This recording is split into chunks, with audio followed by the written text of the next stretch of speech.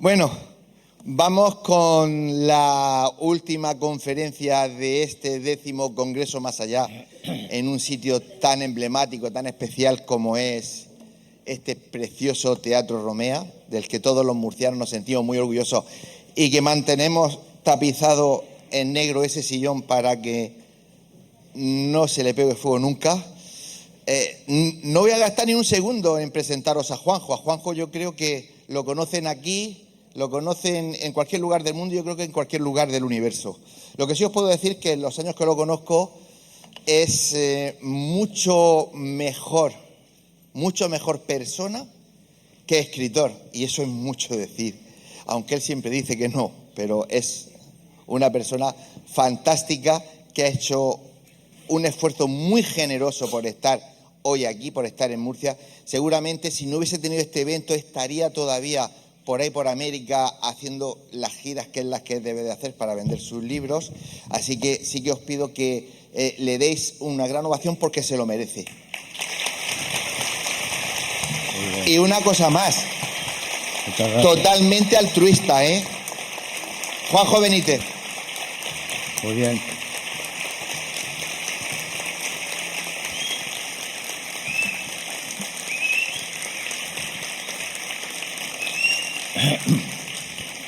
Muchísimas gracias. No sé si se me oye bien. Se te oye muy bien, perdón un segundo. Sí. Cuando tú me digas.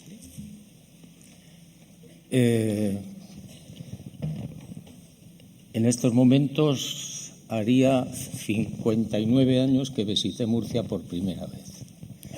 Enero del 66.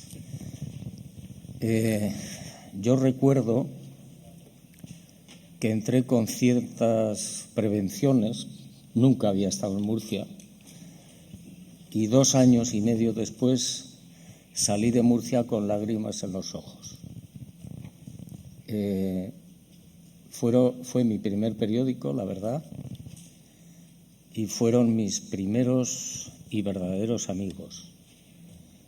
Pepe García Martínez, Francisco Sardaña, Baldo, en fin, toda una serie de ilustres periodistas. Para mí Pepe García Martínez es el mejor periodista del mundo y de hecho uno de sus libros está en mi mesilla como libro de cabecera, A estribor la Costa Blanca.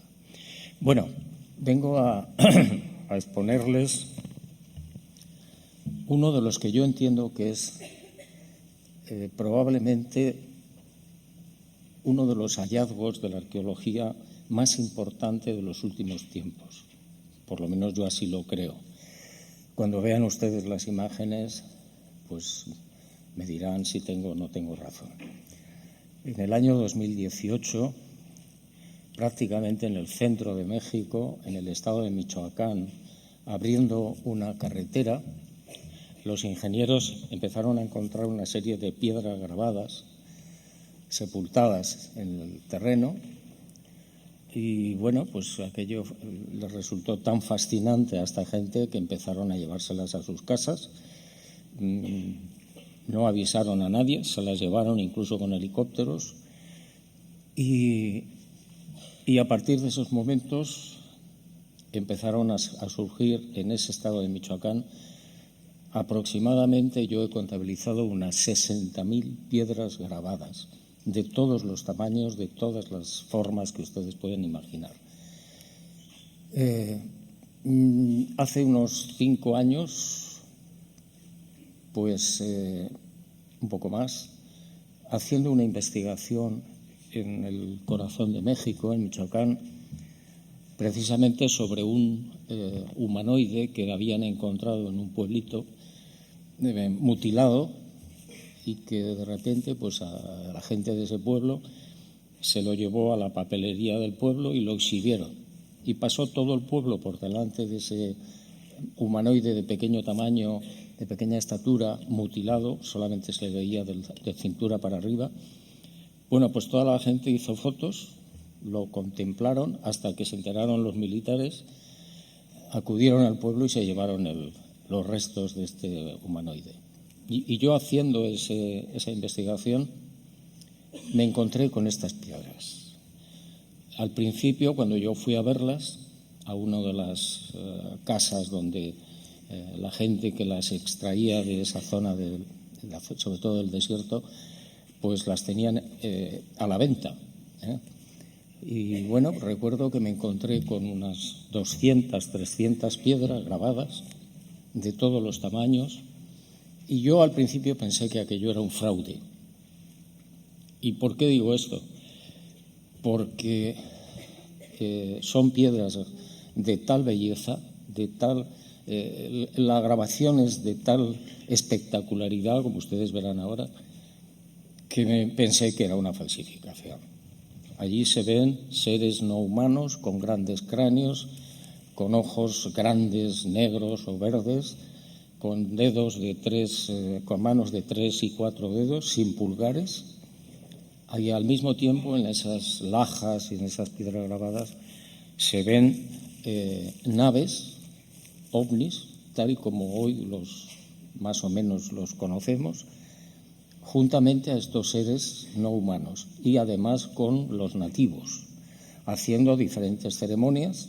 Algunas creemos que las hemos descifrado, otras la mayoría no, con una serie de signos que parece un idioma en muchas de estas piedras, y con escenas, sobre todo, esto es lo más importante, con escenas donde parece que están arrancando el corazón del pecho de las víctimas.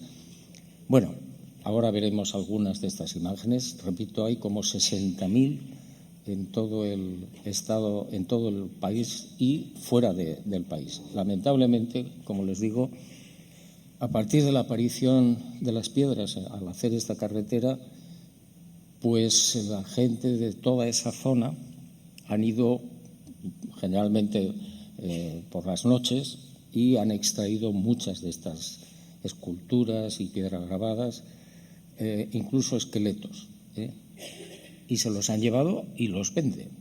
Esa es la triste realidad, y digo triste porque todo esto debería formar parte de un museo, o deberían estar todas esas piezas reunidas en algún tipo de museo. No es así, al contrario, la arqueología oficial en México considera esto un fraude, falso. Naturalmente, cuando yo empecé la investigación, a lo primero que acudí fue a las dataciones, a la antigüedad de esas piedras, que me parece fundamental. Ya se habían hecho dataciones en Estados Unidos, en Alemania, y no recuerdo en qué otro sitio, y ante mi sorpresa, algunas de estas piedras grabadas tenían 8.000 y 8.000 y pico años de antigüedad. 8.000. Yo conseguí algunas de estas muestras, me las traje a España, se hicieron exámenes de termoluminiscencia, sobre todo en la Universidad Autónoma de Madrid. El resultado fue espectacular, 80.000 años de antigüedad. Se trataba de un puñal con la hoja en piedra grabada con símbolos y el mango pues también grabado en hueso. 80.000 años. Esto, como ustedes comprenderán, debería cambiar la historia, pero no creo que sea así. Va a ser muy difícil que la ciencia oficial admita esto, va a ser muy difícil que lo estudie, y es triste y lamentable porque debería ser la ciencia, la universidad, quien estuviera metida en este asunto y de manera multidisciplinar examinarlo, intentar descifrar el contenido de ese lenguaje, de ese idioma que aparece en las piedras y, por supuesto, interpretar las escenas que vamos a ver. Nada de esto ha ocurrido ni va a ocurrir, entre otras razones porque, como ustedes comprenderán, si la ciencia oficial, si la arqueología oficial admitiera esto, pues tendría que revisar todos sus planteamientos y muchos currículum y muchos dogmas científicos. Y no interesa. Por tanto, lo más fácil, lo más rápido es decir eso es falso. O como se ha dicho incluso en televisión, esto es una manía del señor Benítez que colecciona souvenirs para turistas. Bueno, pues, en fin, ahí lo dejo, ¿no? Vamos a ver las imágenes, que yo creo que es lo más interesante. Están un poco desordenadas, pero bueno, aquí ven ustedes una imagen que a mí me llamó mucho la atención en una piedra grabada, con algo parecido al famoso calendario azteca. No es el calendario azteca, pero fíjense en esta imagen que recuerda a la Virgen de Guadalupe. Claro, si estas piedras tienen 8.000, 3.590 años, siglo III y siglo XV, entre otras dataciones, ¿cómo es que está tal y como se representa actualmente en la Basílica de México, del Distrito Federal?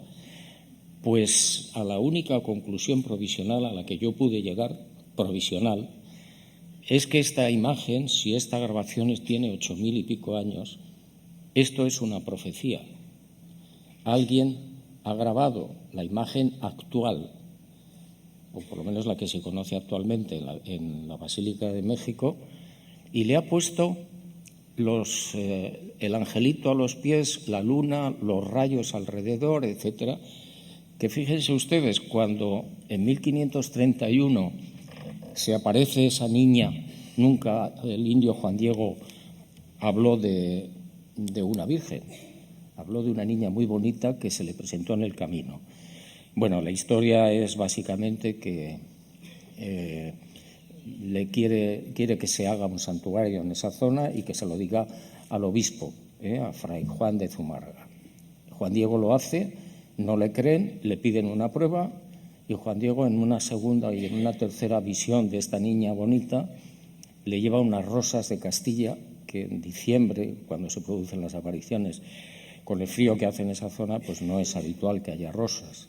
Sin embargo, las corta, se las coloca en la tilma, en el poncho que llevaba, las suelta en el palacio del obispo, y en ese momento se queda impresa de una manera misteriosa la imagen original de la Virgen o de la Señora o de la Guadalupana, que no tiene nada que ver con la imagen que ustedes pueden contemplar actualmente y que es esta.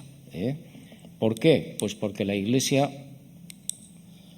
lo que hace es, siguiendo la moda de esos momentos, siglo XVI, es pintarla, la imagen original, pintarla por encima, le colocan los rayos, le colocan la luna, el ángel a los pies, etcétera, y es como actualmente se contempla.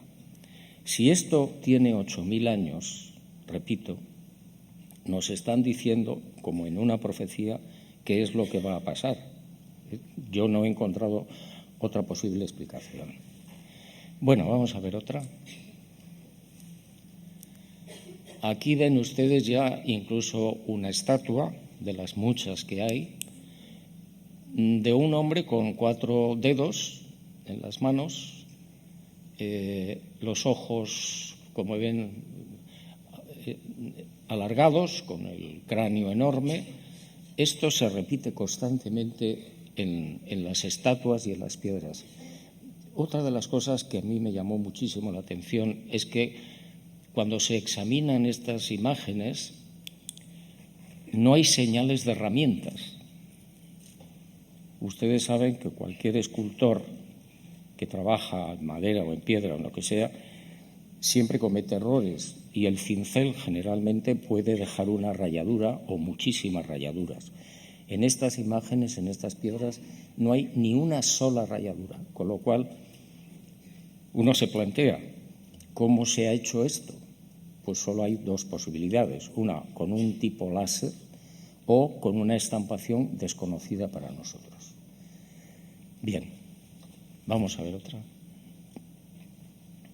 Esta es otra de las estatuas enormes, tienen pesos de 800 y 1.000 kilos en el caso de las estatuas, y en el caso de las piedras grabadas, de las lajas, pueden rondar entre 80, 100, 50 kilos. Pero fíjense cómo hay otro ser no humano, claramente, supuestamente muerto, y una india, una nativa, que está abrazándolo. Para llevar a cabo este trabajo se necesitarían por lo menos 2 años y, repito, sin señales de herramientas. Bueno, y empezamos ya con las piedras propiamente dichas, las lajas grabadas. Aquí ven ustedes a un nativo y aquí a un ser no humano de gran cráneo con una nave en la parte de arriba, y este nativo tiene en las manos a un niño o a un bebé no humano. No sabemos si ofreciéndoselo o recibiéndolo. Un ser no humano está arrodillado, adorando, suponemos que al nativo. Les decía antes que lamentablemente no tenemos demasiada información sobre todo esto y todo son suposiciones. ¿Por qué? Porque el idioma que van a ver ustedes ahora no tenemos ni idea de qué significa.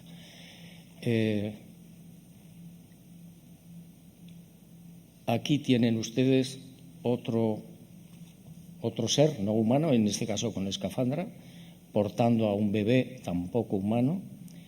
Y aquí, fíjense, una especie de nave tripulada por un ser no humano. Bueno, esto se repite constantemente y aquí empiezan a aparecer ya los símbolos o los signos que creemos que representan algún tipo de idioma desconocido. Yo no he podido identificar o asociar a ninguno de los idiomas que conocemos. Algunos de los signos tienen cierto parecido con el bereber antiguo, pero no es seguro, no es seguro. Es decir, no sabemos qué nos están queriendo decir. Y aquí otra de las muchas imágenes de un individuo con escafandra, con un bebé no humano en las manos y una nave en la parte de arriba. Fíjense ustedes que las naves son las típicas que conocemos hoy, pues a través de los vídeos, de las fotografías y de las descripciones de los testigos. Son idénticas.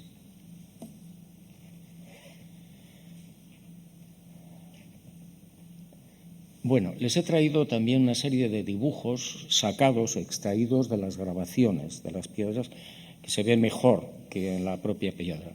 Pero fíjense qué cantidad de seres con escafandras no humanos, nativos incluso, este parece ser un nativo, en aparatos, no sé, que vuelan y que hoy sí nosotros podemos reconocer.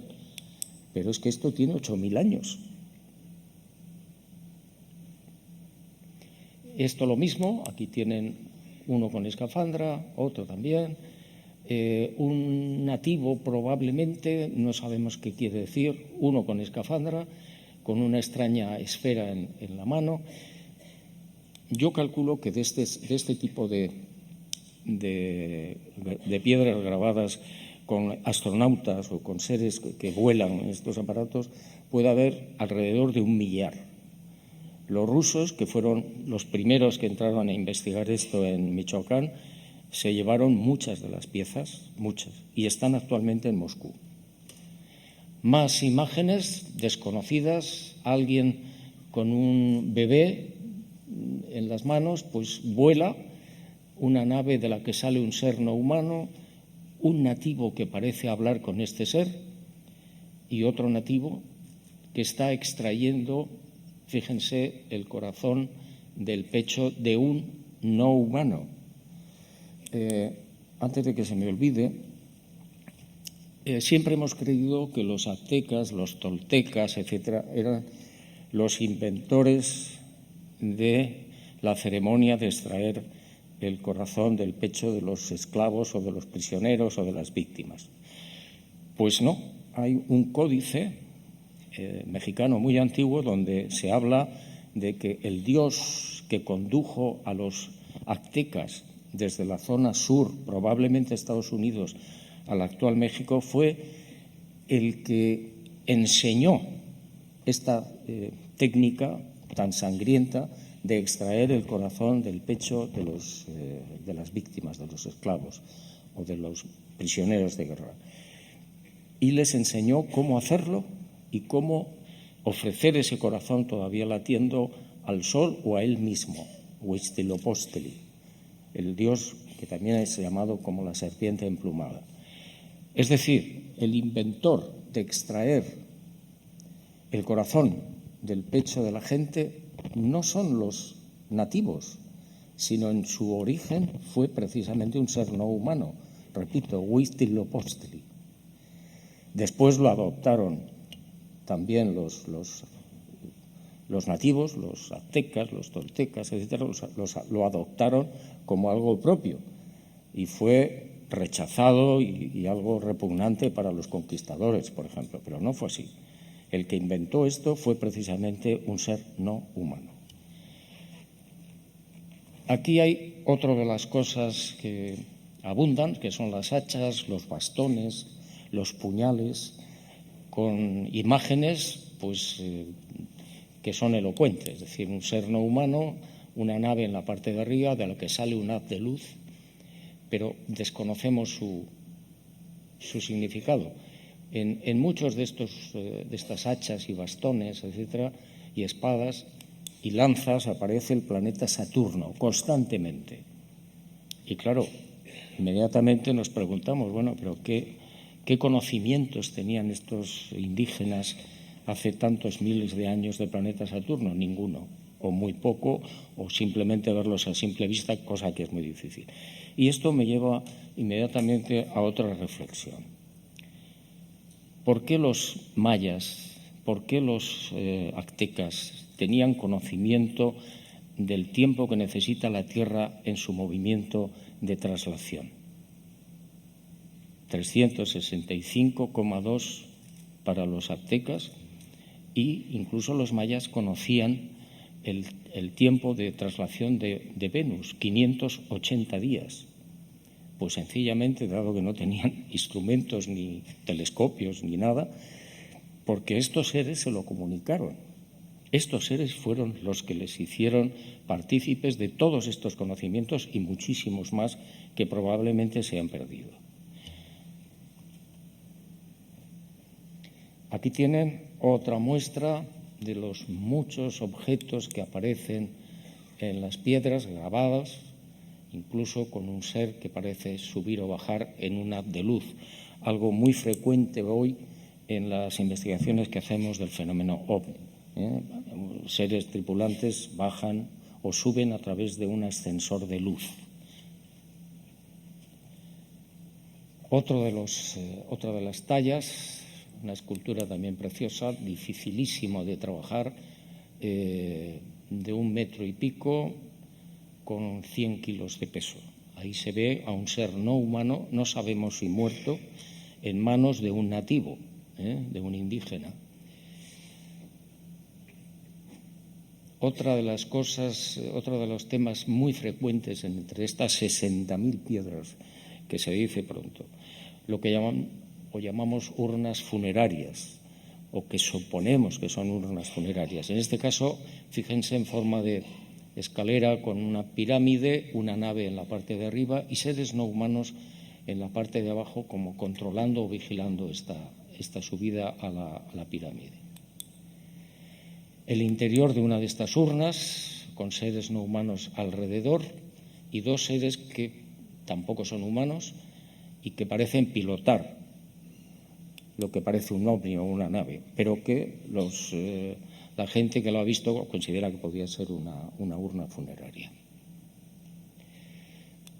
Y algo constante también, además de la nave, fíjense, el ser no humano con gran cráneo, con manos con 4 dedos. Ayer, en una de las ponencias, os recuerdo que se hablaba precisamente de seres con 3 y 4 dedos. Bueno, pues aquí lo tiene, pero con la diferencia de que no es el siglo XX o XXI, sino hace 8.000 y pico años. Y una sirena, que es algo que tampoco hemos conseguido averiguar por qué una sirena está entre estas 2 naves y un ser no humano. Aquí hay una especie de perro, tampoco sabemos qué significa ni por qué ha sido grabado. Y volvemos a la piedra de antes, ahí tienen ustedes la imagen de la guadalupana, otra sirena, un calendario que probablemente no lo es, Y bueno, pues una serie de motivos que están por descifrar. La sirena, yo no he conseguido averiguar qué hace una sirena al lado de este ser no humano, fíjense, el cráneo, etcétera. Siento defraudarles, pero es que no tenemos ninguna explicación, o al menos yo no he sabido sacarla a la luz. Otra urna funeraria con dos seres no humanos y una esfera extraña ahí. Cuando se abre la tapa vuelven a aparecer esos pilotos dentro de la nave. Más dibujos, otro ser con escafandra, la nave, y estos símbolos que yo les digo, que están aquí, apenas se ven, que constituyen seguramente un idioma. Otro de los seres no humanos, fíjense el gran cráneo, que es muy típico de todas las investigaciones que hemos hecho por ahí en todo el mundo, la aparición de tripulantes con enormes cráneos. De hecho, esto explicaría por qué en algunas culturas americanas, sobre todo, se tendía a que los niños se colocaban unas tablillas en el cráneo y crecía el cráneo de forma apepinada. ¿Pero por qué?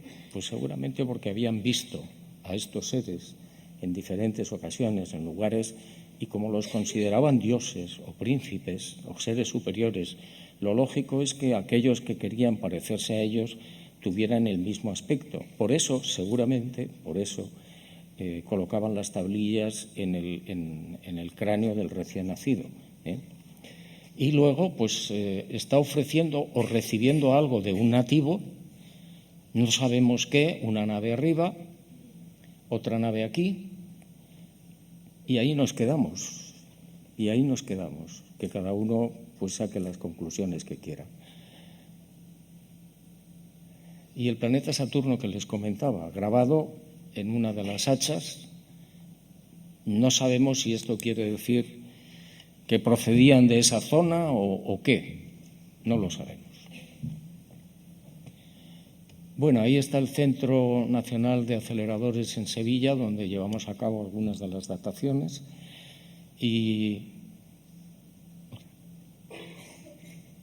luego, pues nada, aquí tenemos a un nativo y un ser no humano, portando unas especie de lanzas, y en las lanzas, aunque no se aprecia demasiado bien aquí, aparecen esos símbolos de los que le hablo, que evidentemente están explicando algo, pero no lo sabemos. Aquí otra nave y otra máscara. Este trabajo es impresionante, es decir, para llevar a cabo esto sin una sola rayadura, yo creo que no hay ser humano que lo consiga. Otra de las imágenes, la nave, el ser no humano con alas, con escafandra y un bebé quizá muerto, no lo sabemos, con un nativo. Y otra de las escenas en las que se ve como un nativo arranca el corazón de un ser no humano. Más naves, y aquí se ve mejor el idioma del que les hablo. Está repartido por muchas piedras, pero no hemos conseguido identificarlo. Otro ser no humano en brazos de un nativo. Otro ser no humano, otro, tampoco sabemos qué significa. Una de las urnas, con dos seres no humanos, creo que la hemos visto antes, con una esfera extraña ahí. Bueno, y esta es una de mis piezas favoritas, le llamamos la pareja. Fíjense ustedes, el tipo es un ser enorme, muy grande, con una india abrazada a él, mirando a cámara, un ser de 4 dedos. Todo el cuerpo está lleno de tatuajes, tanto por delante como sobre todo por detrás. Esto puede pesar unos 800 kilos, cerca de 1 tonelada, y tiene casi 1,90 m de estatura. nosotros conseguimos arrancarle una de estas piedras que tiene en este collar, con la autorización del señor que la había sacado de un islote en una especie de lago que hay allí, y lo sacaron con una barca, tuvieron que traer otra lancha más grande porque se hundía, y conseguimos que nos dieran una de estas piececitas para analizarla. La llevamos a la universidad en Madrid y el resultado fue 1.800 años de antigüedad más menos 20, es decir, siglo III. No hay ni una sola rayadura en toda la escultura, es de una perfección increíble y para moverla se necesitaron 5 hombres. Es mármol blanco muy pesado. Bueno, en otra de las ocasiones yo pedí ir a uno de los lugares, porque son varios centros en el estado de Michoacán de donde sacan estas piedras y estas piezas. Y yo pedí que me permitieran ir al lugar de donde las sacaban. Quería saber. Y bueno, pues sí, me lo concedieron. Fui con ellos a un paraje allí perdido y empezaron las excavaciones por parte de esta gente. Y en un momento determinado, delante mía, sacaron esta pipa de barro de un animal que parece que está como bebiendo de un cuenco. Fuimos a la universidad con la pipa de barro y salía siglo XVI. Siglo XVI. Bueno, y aquí más seres no humanos con una especie de lanza, no sabemos qué quiere decir, no sabemos qué está haciendo. Les aburriría si les estuviera pasando imágenes e imágenes. Supongo que se harán una idea de lo que son 60.000 piezas más o menos localizadas y reconocidas. Y aquí hay una escena que resulta muy interesante. Como pueden ver, un ser no humano está haciendo el amor con una nativa. ¿Esto qué nos está diciendo? Pues sencillamente que en algunos de los periodos en los que bajaron estos seres no humanos a esa zona, en este caso de México, se mezclaron con los nativos. ¿Por qué? Pues bueno, ahí caben varias hipótesis. Una de ellas, por supuesto, podría ser para mejorar genéticamente la raza humana, que, en fin, podríamos admitirlo, naturalmente, ¿eh? Y esto, bueno, pues me recordó inmediatamente aquella frase de la Biblia que dice que hagamos al hombre a nuestra imagen y semejanza. Y yo me pregunté siempre por qué Dios utiliza el plural. Hagamos a Dios a nuestra imagen y semejanza. ¿No sería, como hipótesis de trabajo, no sería factible que algunas de estas civilizaciones no humanas en su momento se hayan hecho con los primates, el que sea, el lémur, por ejemplo, y le hayan hecho una intervención genética para provocar que en su momento pudiera aparecer la inteligencia humana? Bueno, ahí lo dejo. Aquí tienen uno de los ejemplos de lo que estamos hablando, ¿no? Y las naves, como ven, pues típicas, es decir, no hay nada que objetar, pero claro, 8.000 años. Y fíjense qué curioso. Cuando hemos visto la imagen del ser no humano haciendo el amor con la indígena, aquí tenemos a una indígena que está dando a luz a un bebé no humano, con los idiomas, el idioma este que yo les comento, que no hemos podido descifrar, el planeta Saturno o una nave parecida a eso, y alguien que está ofreciendo un bebé no humano, no sabemos a quién, quizás a la nave, no lo sabemos. Pero lo más importante de la escena para mí es el hecho de dar a luz a un ser no humano, teniendo en cuenta lo que hemos visto antes y lo que hemos comentado. Resulta totalmente lógico que las nativas pudieran dar a luz a seres híbridos. Ese es el momento de la extracción de la pipa que yo les comentaba en Michoacán. Estaba a unos 20 centímetros de profundidad. Estas piedras suelen aparecer a diferentes profundidades o incluso, como les decía antes, sepultadas en alguna cueva, como el caso de la pareja. Bueno, pues esto es todo. Y nada, si ustedes tienen alguna pregunta sobre este tema o sobre lo que ustedes quieran, pues estaré encantado. Lo primero es darte las gracias. Un aplauso a todos. Gracias.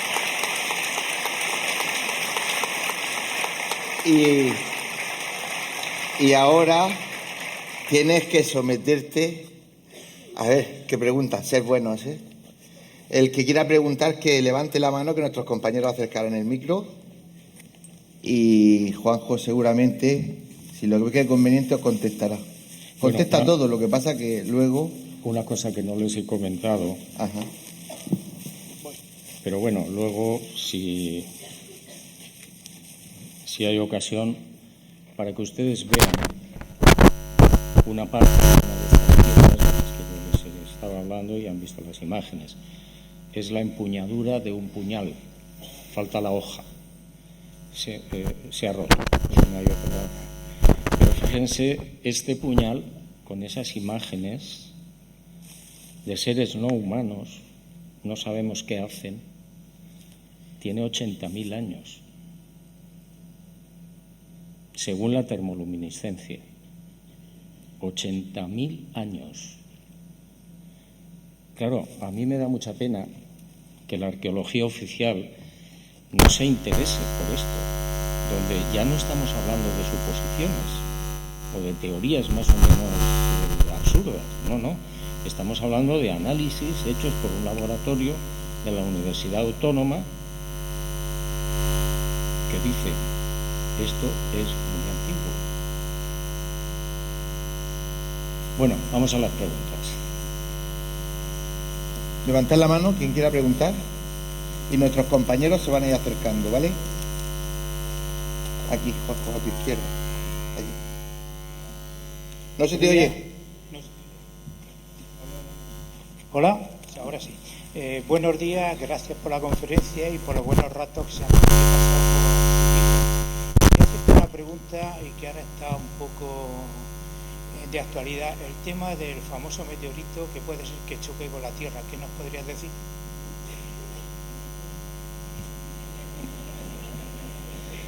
Pensaba que no iba a salir el tema. Bueno, mire, yo siempre digo lo mismo, y no me cansaré de repetirlo, ojalá esté equivocado. No hace muchos días tuve la oportunidad de volver a conversar con una ingeniera aeronáutica que trabaja para la NASA y, por supuesto, a nivel privado, confidencial, me comentó lo que ya me había dicho anteriormente en otras ocasiones, que sí es cierto, que lo están siguiendo, que está fuera del sistema solar y que creen que es hueco y que estaban trabajando en cómo destruirlo o desviarlo. Yo me quedé asombrado, aunque ya lo conocía el tema, ya me lo había contado ella también. Me confesó que llevaban 12 años trabajando en eso. Una universidad de California, NASA y los militares. Entonces, a pesar de todo esto, quiero creer y quiero pensar que estoy equivocado, porque sería un desastre.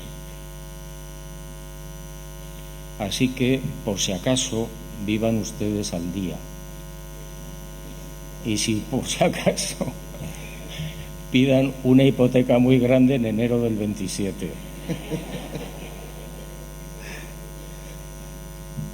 Juanjo, creo que todos estamos de acuerdo, que estaríamos encantados de decirte, ¡te equivocaste! ¡Te equivocaste! Sí, yo tengo una botella de champán ya en el frigorífico para celebrarlo. Pero claro, cuando hablo con gente así, pues ¿qué puedo pensar? Claro, yo la pregunta inmediata que le hice a esta mujer, que ya se la había hecho, dije, bueno, ¿y por qué no lo decís? ¿Por qué no se dice al mundo? Y se echó a reír. Y me dijo, porque sería el caos. ¿Cómo le dice usted a la gente que en el 2027 se acerca un meteorito de 28 kilómetros? Ella me rectificó y me dijo 30 kilómetros, que supuestamente puede caer en el Caribe, con lo cual desaparecería todo el Caribe, la costa este norteamericana, parte de Colombia, parte de Venezuela, parte de Brasil, etcétera, etcétera. Los ingleses desaparecerían todos. No sean mal pensados.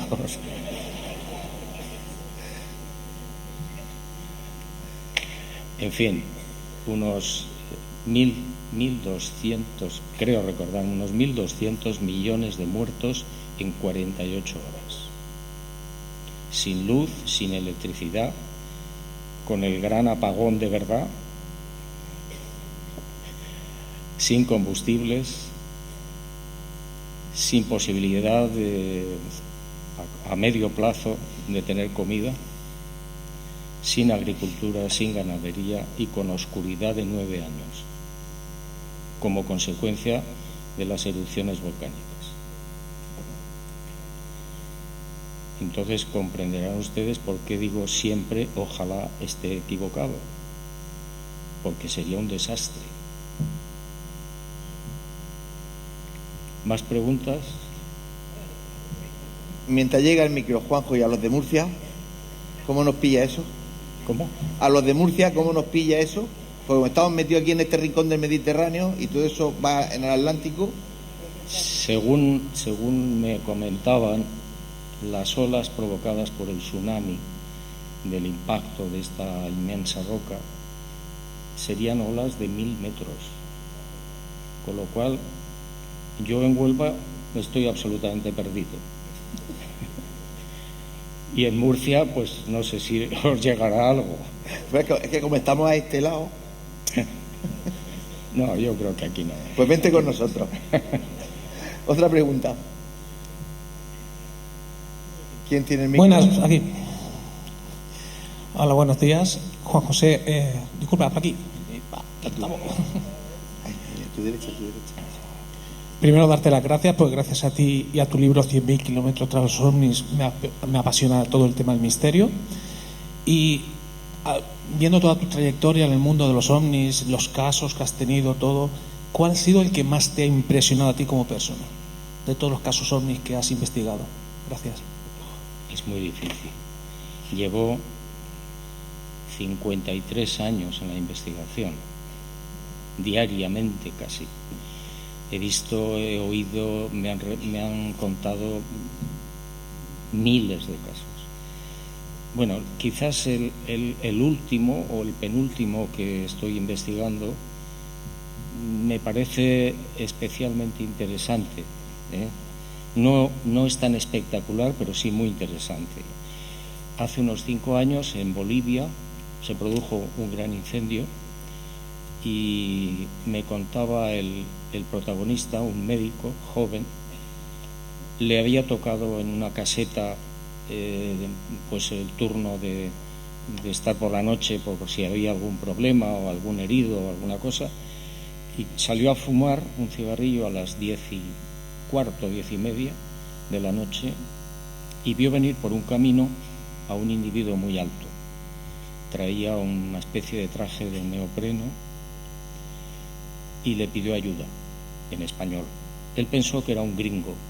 Ahí en el incendio había muchos voluntarios de muchos países.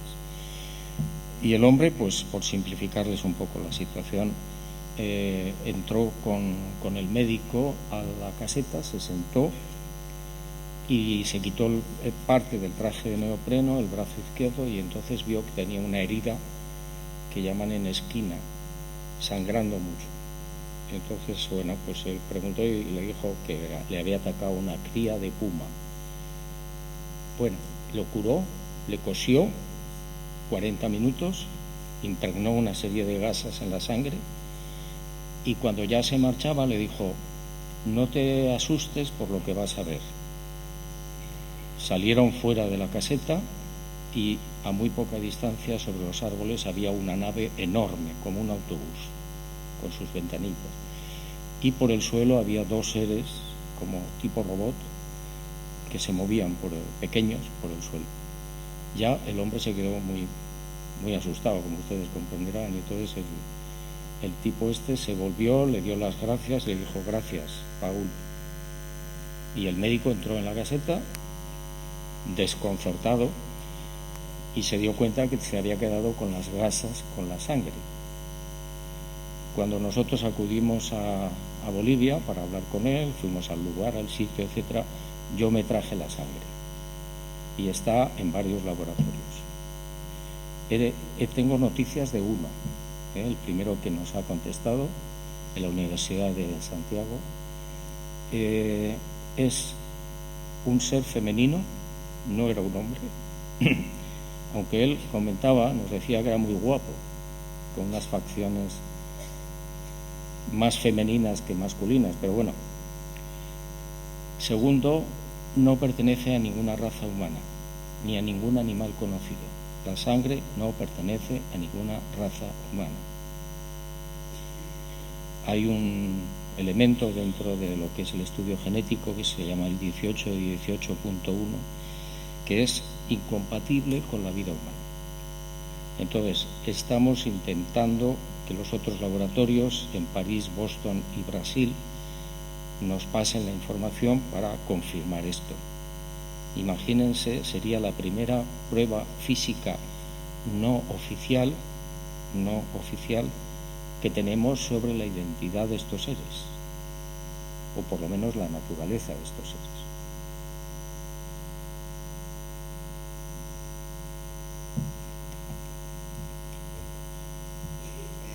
Buenas tardes, gracias por la conferencia, y mi pregunta es que si cree usted que este planeta actualmente y desde el origen está gobernada y dirigida por seres no humanos.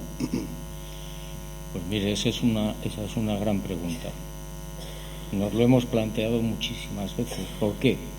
Por lo que llamamos los infiltrados, que son seres no humanos que tienen una tecnología que no podemos ni imaginar y que son capaces de introducirse en cuerpos humanos, y aparentemente son seres humanos normales y corrientes. El asunto es si esto es así. Yo he investigado algunos casos, entre ellos uno muy conocido, el de Ricky B. Si esto es así, no sabemos quiénes nos gobiernan. En el caso nuestro sí sabemos.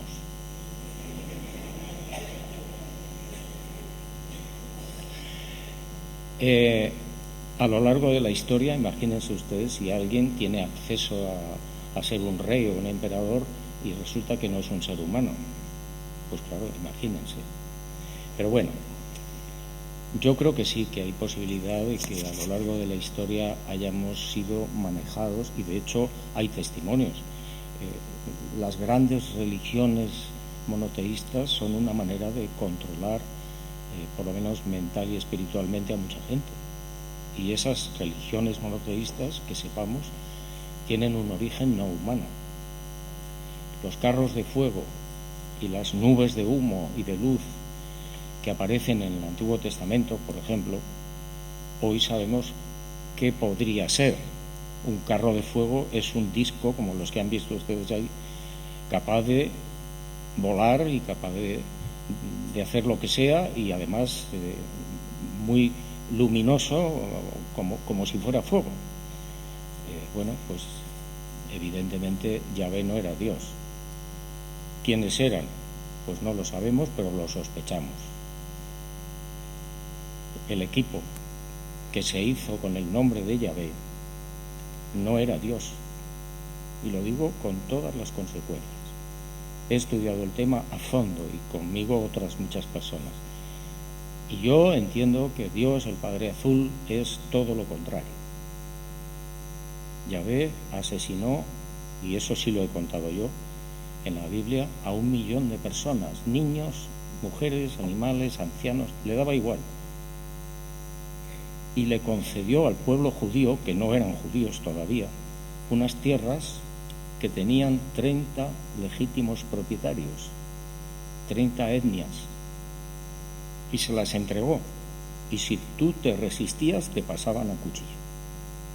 Es decir, Yahvé resultó ser un ladrón de pantalón largo.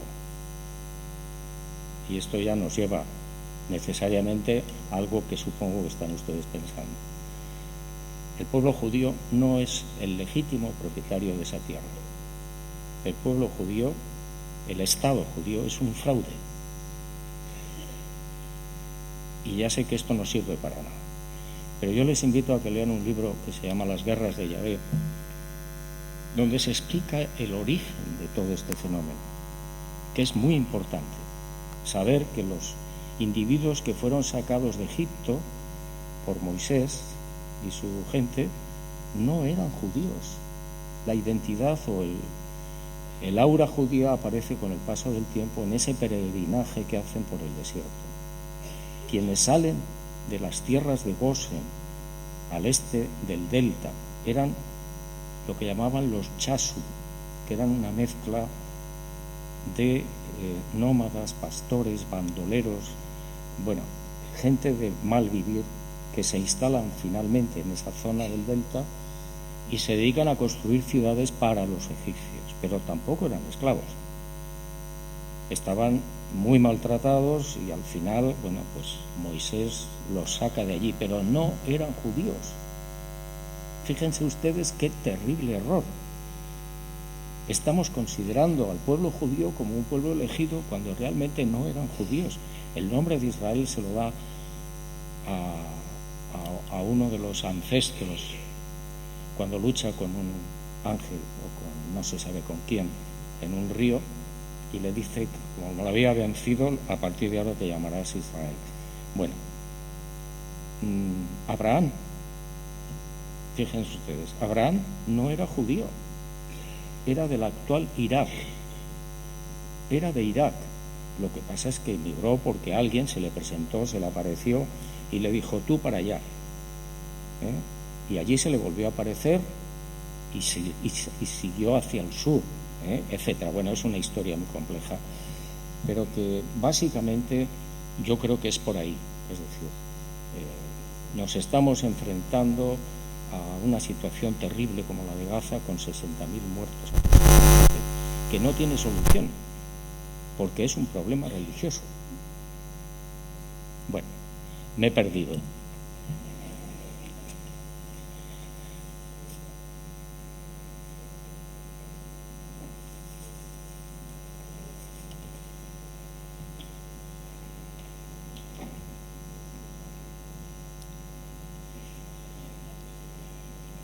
Muchas gracias por todo, por el regalo que nos has hecho a todos en un espacio tan corto de vida que tiene el ser humano. Espero que tengas mucho tiempo más para seguir ilustrándonos y marcándonos el camino. Entonces, mi pregunta es la siguiente. Últimamente estoy viendo concretamente en un libro que se llama, El pasado del futuro, en el cual hace una teoría para mí inquietante, pero parece ser que está tomando forma, que los llamados extraterrestres son ángeles caídos. Con lo cual sé que suena muy fuerte, pero ¿qué opinas tú de esto? Muchas gracias. Bueno, yo no tengo ni idea si son los seres caídos o no, como usted comprenderá, ¿no? Yo soy un investigador que va por aquí y por allá tratando de reunir el máximo de información para ofrecérsela a ustedes. Mire, los ángeles caídos, lo que yo sé y lo que intuyo es que efectivamente hubo una rebelión hace mucho tiempo y que Luzbel, que fue un poco el líder, arrastró a unos 40 mundos, 40 planetas de esta zona, de esta galaxia, que no es nada. En esa rebelión, este ser preguntó, ¿por qué los seres humanos necesitan tantísimo no tiempo para llegar al paraíso? Y por lo visto la cuestión incomodó mucho a la superioridad y fue sencillamente reducido. Está pendiente de juicio. No sabemos cómo, dónde, ni para qué. Si eso es así, los ángeles caídos no tuvieron ninguna capacidad de intervenir o de accionar sobre el ser humano, por lo menos hasta que Jesús de Nazaret tiene 31 años. Cuando él cumple 31 años se retira al monte Hermón. Esto lo pueden leer en los caballos de Troya, no me lo estoy inventando. Y en ese retiro, en el Hermón, algunos de estos ángeles caídos se presentan ante él porque quieren saber quién es realmente. Y cuando se dan cuenta de quién es, que es el Dios creador de la galaxia, Jesús de Nazaret además era el Dios creador de nuestra galaxia, es cuando se retiran, y a partir de ahí no hay ninguna posibilidad de acción sobre el ser humano. Por eso las posesiones diabólicas pueden ser otra cosa, pueden tener otro fundamento, pero no la del diablo. Es decir, los ángeles caídos, entre comillas, bueno, son unos seres, pero no tienen por qué ser todos los seres extraterrestres, para nada. Los seres que nos visitan pueden proceder de muchos orígenes, de muchos, tanto de esta galaxia como de otras galaxias, como de otros universos paralelos o dimensiones desconocidas. Probablemente mucho más de dimensiones desconocidas que de universos.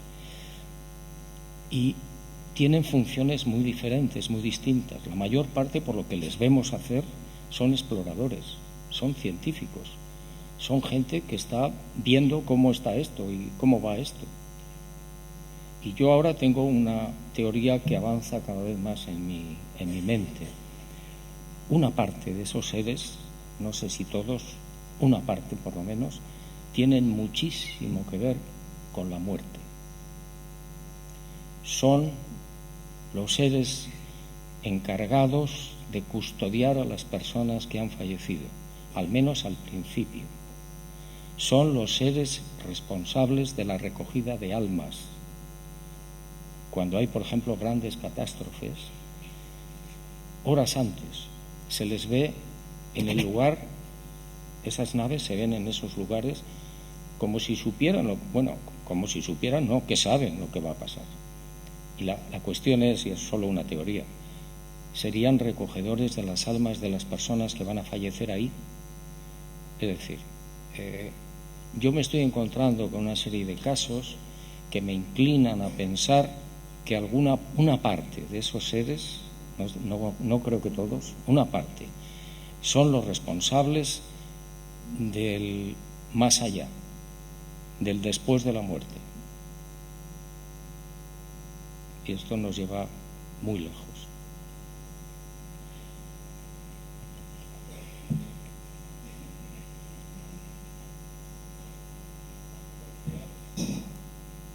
Muchísimas gracias por existir en este tiempo y ser y tener el orgullo de estar con usted. Gracias. Estoy plenamente convencido de que es usted un elegido. Totalmente. ¿Un qué? Elegido. Elegido Martínez. Sí, en realidad todos tenemos un punto de ese comentario, pero usted lleva sobresaliente. En este sentido y forma en el que quiero hacerle la pregunta, ¿en qué podríamos relacionar a Jesús con esos 80.000 años en donde usted acaba de mostrar esa empuñadura de esa daga? ¿Viene por el Padre Azul, el Dios Azul? ¿Viene a levantar evidentemente esa venda que la humanidad todavía, por desgracia, sigue teniendo? o es debido a esa interrelación con esos otros seres que nada que ver con el Padre Azul, pero sí en ese Dios que no deja de ser de este territorio llamado Tierra, para librarnos y crear el credo del amor del cual estamos bastante necesitados. Muchas gracias y de verdad siga usted haciendo lo que hace, porque es orgullo para todos los oídos que tengan oídos. Gracias. Muchas gracias, si los judíos lo permiten. Si los judíos lo permiten. Los judíos no olvidan nunca, no lo olvidan. Bueno, mire, yo de Jesús de Nazaret sé lo que aparece en los caballos de Troya y poco más. Entonces, yo entiendo que Jesús de Nazaret ha sido muy mal interpretado por la humanidad, sobre todo como consecuencia de las religiones. Las iglesias han contaminado extraordinariamente la figura y el mensaje y el pensamiento de Jesús. Jesús de Nazaret viene aquí, se hace hombre con una misión y un mensaje muy concretos. Él, toda su vida de predicación, casi 4 años, él se dedica a decirle a la gente, con las palabras que puede, que también ese fue un gran problema para él, que existe el Padre Azul, por supuesto, y que la vida continúa después de la muerte. Y de hecho él resucita 19 veces, se aparece a la gente después de la resurrección. Pedrito y su gente, cuando muere Jesús el 7 de abril del año 30, están en Jerusalén y piensan, bueno, hay que reunirse, tenemos que pensar qué vamos a hacer. El mensaje central y capital que Jesús repitió tantísimas veces en su vida, de que existe un Padre Azul que considera a todos los seres humanos iguales, exactamente iguales, hombres, mujeres, ricos, pobres, etcétera, eso no vendía entre los judíos. No había manera de convencerlos de que eso, no, para nada. La mujer no tenía nada que ver con el varón. La mujer era de segunda o tercera división entre el pueblo judío, y más o menos sigue siendo de segunda división. Y si no, que se lo pregunten a los ultraconservadores, a los ultraortodoxos. El esclavo no era igual que el hombre libre, y el rico no era igual que el pobre. Entonces Pedro y sus discípulos y sus amigos, sus compañeros, pensaron que no era el sistema, que no era, eso no vendía. Y se decantaron por la resurrección, que sí era deslumbrante, y impactó en mucha gente, y se quedaron ahí. Y el mensaje principal de Jesús fue enterrado hasta hoy. Si no, díganme, ¿la mujer ocupa el mismo lugar que el varón en las iglesias? No. Etcétera, etcétera. Bueno, entonces yo creo que ese que fue el mensaje principal de Jesús quedó enterrado y sigue enterrado. Sigue enterrado. Pero él, para mí, lo más interesante de todo, lo que pasa es que no le damos importancia, ¿no? Lo más importante que vino a decirnos Jesús es que después de la muerte hay vida. Después de la muerte hay vida. Miren ustedes, la sociedad de aquella época estaba tan confusa y tan oscura como la nuestra. Nosotros tenemos una tecnología increíble y ellos no. Pero las ideas de por qué estoy en este mundo, los pensamientos de aquella gente y de los nuestros, de por qué estoy vivo, qué hago yo aquí, hacia dónde voy, qué me espera después de la muerte, habrá vida, todo eso es exactamente igual. Y eso es lo que él se preocupó constantemente de decírselo a su gente, a la gente de allí, de Palestina, y luego lo demostró. Y se presentó 19 veces que yo sepa, a mujeres, a gente, a 400 personas, etcétera. Ese fue el gran mensaje. Fíjense qué importante es no tenerle miedo a la muerte. Yo creo que ese fue uno de los grandes objetivos de Jesús. uno de los grandes objetivos del maestro. No tenerle miedo a la muerte. Nos quedan 10 minuticos, ¿vale? Así que lo que voy a preguntar, 10 minuticos. Yo sé que nos tiraríamos todo el día, pero... Señor Benítez, bueno, muchísimas gracias. Aquí creo que estamos todos súper emocionados de escucharle. Y quería preguntarle dos cosillas, si puede ser cortas, por no ocupar más tiempo. La primera, que nos hable un poco sobre el libro de Caballo de Troya, el primero, sobre la nave, sobre, en fin, su teoría. Y su segunda teoría, la del contrato, la de su teoría sobre el contrato. Si puede hablarnos un poquito también. Muchísimas gracias. Bueno, el Caballo de Troya 1, pues no puedo añadir mucho más. Es decir, lo que ustedes han podido leer en ese libro es lo que yo recibo. Hay mucha gente que piensa que yo me lo he inventado, que yo me he inventado los caballos. Como ustedes comprenderán, eso no es así. Y les invito a que lean un libro que se titula Pactos y Señales. Al final yo dedico unos capítulos a los caballos de Troya. Y explico cómo han pasado una serie de cosas increíbles que yo no podía ni imaginar ni saber. Por tanto, yo no soy el autor de esos libros, ¿no?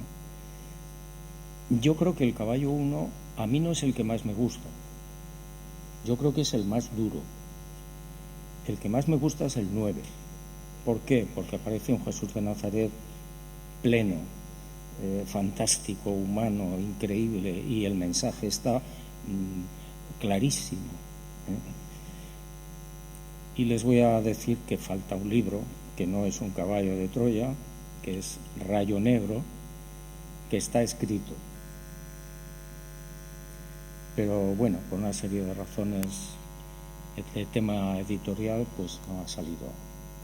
Y lo del contrato, bueno, verá, yo cuando me llegó esa información, yo tengo una costumbre que es pedir señales. Cuando yo tengo una duda o tengo una interrogante, no sé cómo actuar, yo solicito al ser que me habita, que les habita a todos ustedes, que es el Padre Azul, yo le pedí una señal y no me dio una, me dio más de 20 señales de que eso era cierto. ¿Y qué es la ley del contrato? Para el que no lo sepa, pues mire, significaría que antes de nacer, cada ser humano, cada ser, no humano, sino cada ser, elige qué quiere hacer en este mundo, con quién quiere vivir, quiénes son sus enemigos, qué trabajos va a desarrollar y cuál va a ser su muerte, de qué manera y cuándo. Y cuando nace esa persona, toda esa información se borra por una ley muy sencilla, que es la de no contaminar la propia vida, ¿no? Si esto que yo les estoy contando fuera verdad, yo les estoy haciendo el regalo de su vida, porque ustedes empezarían a comprender las cosas que les pasan y por qué les pasan. Sencillamente porque todo ser humano que decide vivir en la Tierra está viviendo una aventura donde tiene que experimentar el tiempo, porque de donde nosotros venimos no hay tiempo. Tiene que experimentar la tristeza, el dolor, la amargura, la alegría, el dinero, toda esa cadena infinita de experiencias son las que hemos venido aquí a experimentar. Y cuando se termina el contrato, nos vamos. Eso es lo que yo entiendo por la ley del contrato. Repito, he pedido infinitas señales, se me han cumplido prácticamente casi todas, y yo tengo ahora una certeza de un 70-80% de que podría ser verdad. y explicaría muchas situaciones que no entendemos.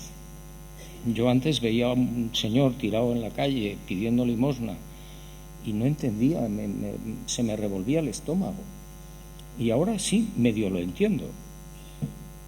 A lo mejor ese señor ha querido vivir esa experiencia por las ventajas que pudiera tener, que no las conocemos, pero que las tiene. ¿Más preguntas?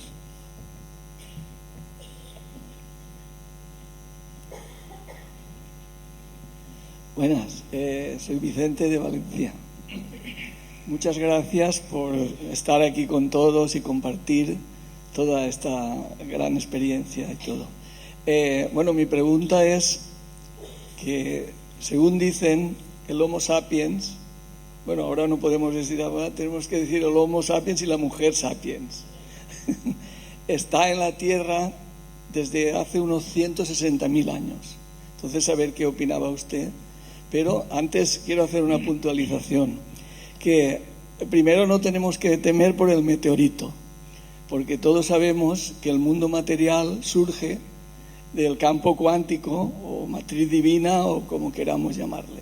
Y a ese nivel no sucede nada. Todo es paz, todo es amor, o sea que el campo cuántico es un éxtasis increíble. Lo que pasa es que mientras yo como he estado, pues lo sé, pero todos salimos de él y volvemos. O sea, ¿qué sucede? Que cuando nuestro cerebro se detiene, como nuestro cerebro es el decodificador del mundo material, este mundo desaparece. Y todos sabemos, por ejemplo, lo que decías del meteorito, que científicamente los átomos no se chocan, o sea que el meteorito no tenemos que temer por él, porque somos eternos. Y bueno, y más cosas, pero eso es todo. Muchas gracias. Bueno, somos eternos, sí, por supuesto, no eternos, somos inmortales, que significa ser eternos también, claro. Pero caramba, es que son 30 kilómetros. Y si usted se queda sin luz, sin agua, sin comida y no tiene que darle de comer a sus hijos, pues es una situación complicada.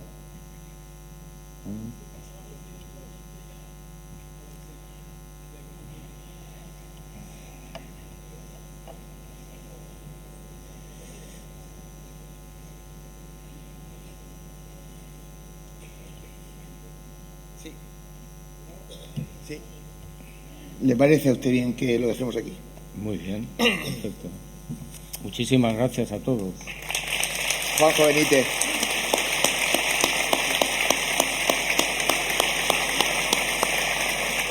Venga usted por aquí. Venga usted por aquí, por aquí.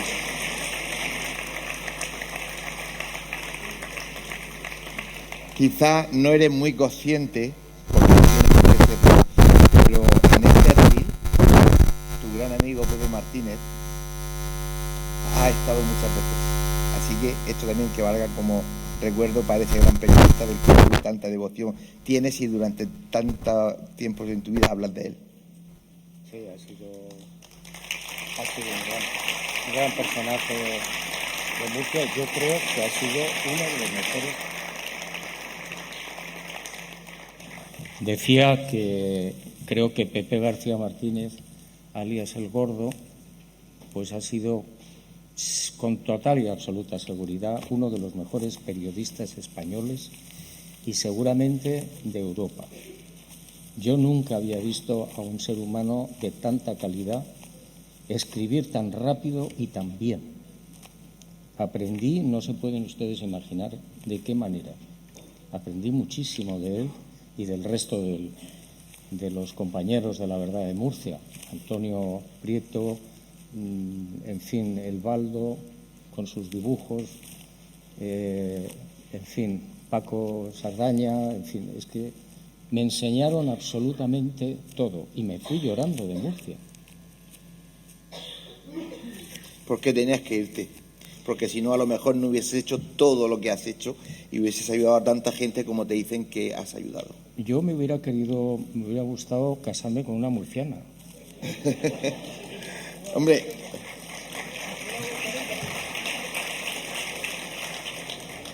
la voz de la experiencia te digo que no se dan tan mal las murcianicas, no se dan tan mal. Bueno, estamos hablando del año 66, 59 años que entré en Murcia. 59 años y repito, ha sido una de las etapas más bonitas, más dulces, más extraordinarias. Me tocó las bombas de Palomares, me tocó el asesinato múltiple del carril de La Farola, de aquella niña, ustedes no habían nacido, de aquella niña que asesinó a sus hermanos con veneno. Cuatro. Tú tampoco habías nacido. No había nacido, pero esa historia la investigué hace muchos años. Y además está muy cerca de mi casa. Y para tu información, a 150 metros de la casa de la Katana, el asesino de la Katana.